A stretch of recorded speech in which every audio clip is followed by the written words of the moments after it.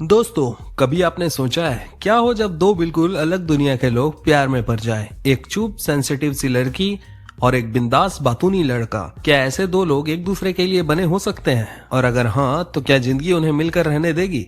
चलिए दोस्तों, इस सवाल का जवाब आज हम जानते हैं इस खूबसूरत से इमोशनल लव स्टोरी मैं तेरा तू मेरी मैं तेरा में। तो वीडियो को लाइक जरूर कीजिएगा और बिना वक्त गवाए शुरू करते हैं कहानी। तो कहानी की शुरुआत एक खुशनुमा शादी से होती है, जहां सब कुछ बहुत ग्रैंड और शानदार लग रहा होता है। और उस शादी की सारी तैयारी कर रही होती है पिंकी, जो एक बहुत ही सक्सेसफुल वेडिंग प्लानर है। पिंकी की कंपनी दुनिया की टॉप वेडिंग प्लानिंग कंपनियों में से एक है और उसे पैसों की कोई कमी नहीं है। थोड़ी ही देर में दूल्हा पहुंचता है और उसके साथ आता है रिहान, पिंकी का बेटा। माँ बेटे की ये जोड़ी इस बिजनेस को मिलकर चलाती है। जब शादी खत्म होकर दुल्हन की विदाई होती है तो पिंकी थोड़ी इमोशनल पर तंज भरे अंदाज में कहती है, ये विदाई में कितना ड्रामा करते हैं, मुझे तो ऐसी लड़कियां समझ नहीं आती। इसके बाद पिंकी रिहान से कहती है कि वो यूएस में घर लेने वाले हैं, क्योंकि रिहान का वहाँ बसने का सपना है। रिहान यह सुनकर खुश हो जाता है। दोनों वैसे तो यूएस में रहते थे, पर अब तक रेंट वाले घर में थे। इसके थोड़े वक्त बाद रिहान बताता है कि वो क्रोएशिया वेकेशन पर जा रहा है और फिर यूएस में माँ से मिलेगा। और इसी तरह वो निकल पड़ता है अपनी इस ट्रिप पर। एयरपोर्ट पर उसकी मुलाकात होती है एक लड़की रूमी से। रूमी एक बुक स्टोर में एक किताब नीचे शेल्फ में रख रही होती है ताकि लोगों की नजर उस पर पड़े। रिहान मदद करता है और पूछता है कि किताब किसने लिखी है। रूमी कहती है कि मेरी फ्रेंड ने, बस एक अच्छी दोस्ती निभाने आई हूँ। रिहान मुस्कुराकर फ्लर्टिंग टोन में वो किताब खरीद लेता है, लेकिन जल्द ही पता चलता है कि असल में वो किताब रूमी ने ही लिखी थी। किताब का नाम था लव इन आगरा। फिर जैसे किस्मत को कुछ और ही मंजूर था, रिहान को रूमी फिर से वापस मिल जाती है। रिहान उसे चिढ़ाता है, उसकी किताब पर कमेंट करता है और उसे शांत प्रकृति से तंग करता है, लेकिन रूमी को यह सब बिल्कुल पसंद नहीं।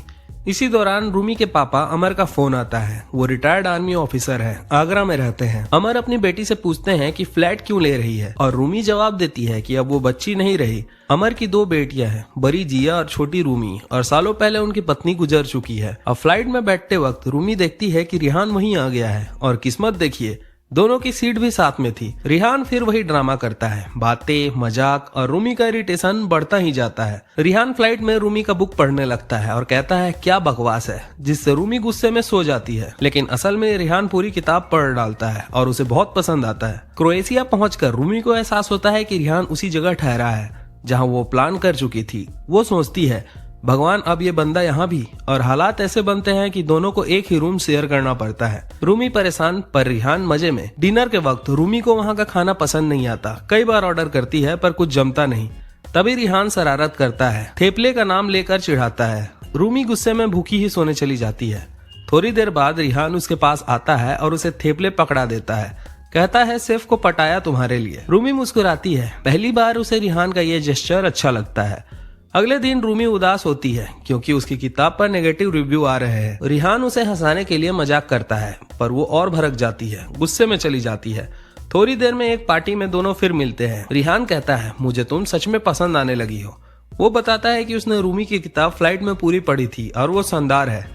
रूमी पूछती है, तो फिर मजाक क्यों उड़ाया? रिहान मुस्कुराकर कहता है, तुझे चिढ़ाने में मजा आता है। और इसी पल दोनों एक दूसरे को किस कर लेते हैं। रात यार्ड पर दोनों एक हो जाते हैं। अगली सुबह रूमी कहती है उसे 90s वाला प्यार पसंद है, स्लो, इमोशनल, रियल, जबकि रिहान अभी अपनी फीलिंग्स को लेकर श्योर नहीं है, बस रिश्ते को वैसे ही चलने देता है। दिन गुजरते हैं, दोनों साथ में हर पल एंजॉय करते हैं। फिर एक दिन रिहान अपनी लाइफ की बातें शेयर करता है, उसका बचपन, उसके पापा का छोड़ जाना और कैसे उसकी माँ पिंकी ने अकेले घर और बिजनेस संभाला। रूमी को यह सब सुनकर रिहान के प्रति और प्यार महसूस होता है। फिर रिहान अपनी माँ से रूमी को मिलवाता है। पिंकी को रूमी बहुत पसंद आती है।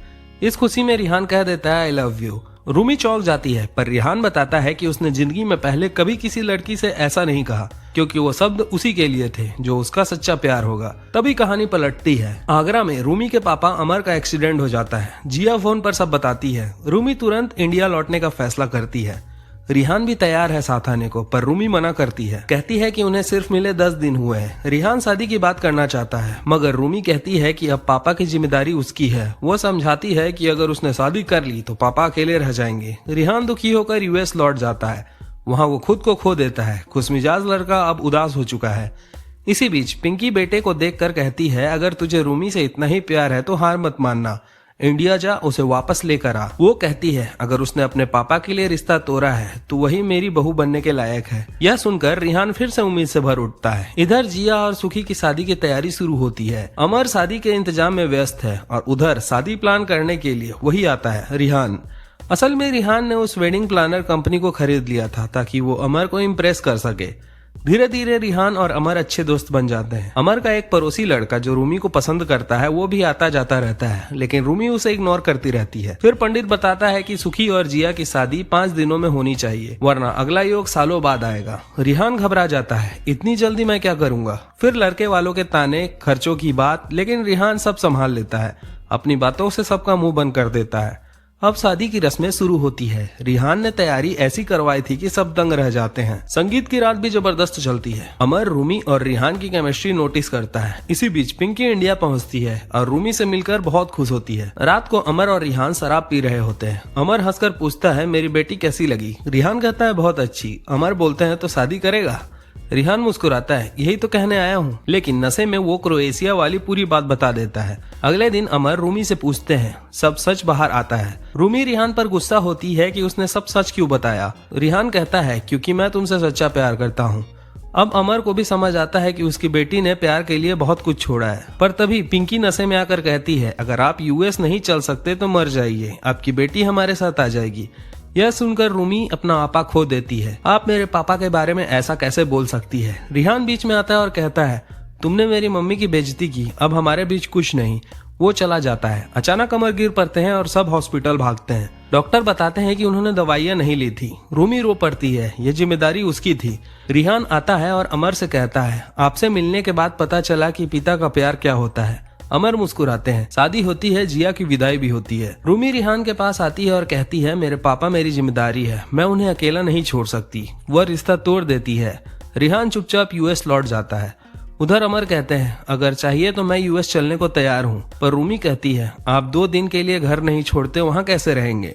रिहान की माँ देखती है कि उसका बेटा अब भी उदास है तो कहती है अगर वो यहाँ नहीं आ सकती तो क्यों ना हम ही वहीं बस जाएं। रिहान हाँ कहता है और पिंकी कहती है जहाँ तू रहेगा वहाँ मैं भी रहूंगी। तब रूमी अपनी नई बुक लॉन्च कर रही होती है। पड़ोसी लड़का प्रपोज करता है पर रूमी कंफ्यूज होती है। तभी वहाँ रिहान आ जाता है। वो कहता है अब तुम्हें यूएस आने की जरूरत नहीं है, मैं और माँ यहाँ रहने को तैयार है, हमने सब प्लान कर लिया है। वो उसे प्रपोज करता है और रूमी हाँ कह देती है। अमर और पिंकी भी खुश हो जाते हैं और आखिरकार रूमी और रिहान एक हो जाते हैं। यानी सच्चा प्यार वहीं टिकता है जहाँ दिल बसता है। और यही इस खूबसूरत कहानी का एंड है। अब बताइए दोस्तों आपको ये कहानी कैसी लगी और अगली वीडियो आप किस मूवी के एक्सप्लेनेशन पर सुनना चाहेंगे, कमेंट सेक्शन में जरूर बताइएगा और हमारे चैनल को सब्सक्राइब करके सपोर्ट जरूर कीजिएगा। मिलते हैं अगले कमाल के वीडियो में।